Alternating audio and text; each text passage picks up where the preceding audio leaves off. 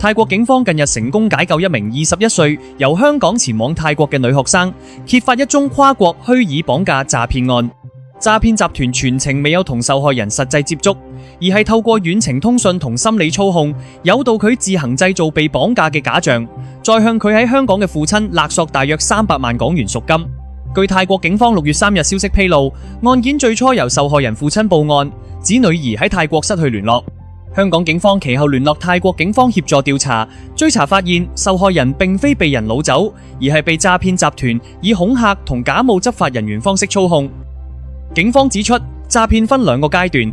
首先，集團以虛假留學申請同資金證明為由，誘導受害人向父親索款，成功騙取140萬港元。之後，再聲稱佢涉及嚴重刑事案件，要求佢獨自前往曼谷。受害人入住酒店後，按照指示購買繩索、綁帶同刀具，並拍攝受傷同被綁嘅畫面，傳送俾詐騙集團。對方再利用呢啲影像向其父親勒索300萬港元。好彩父親察覺可疑，報警求助。泰國警方最終喺北欖府酒店揾到受害人。目前案件仍喺度調查，暫時未有疑犯落網。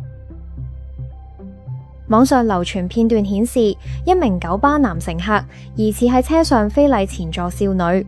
事發喺九巴上層，巴士當時停喺旺角道近西洋菜南街。片中可見一名束馬尾少女正喺度睇手機，坐喺佢後面嘅中年男子身穿背心，突然將手伸向少女胸口位置。少女似乎察覺到異樣，稍微移動身體企圖避開，但並冇離座。巴士隨即開行，片段亦到此為止。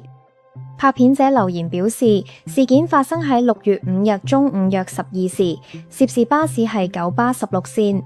九巴回應查詢時表示，暫未收到事主求助，但高度關注事件，並已配合警方調查。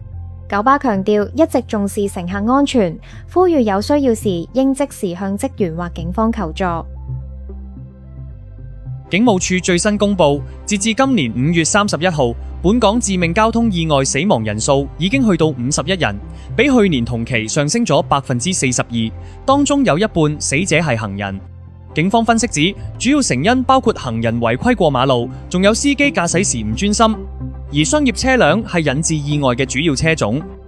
因應數字上升，警方會喺6月5號至19號展開為期2星期嘅全港性執法行動，代號良警同同行者。行動重點打擊司機唔專注駕駛同行人違法過馬路。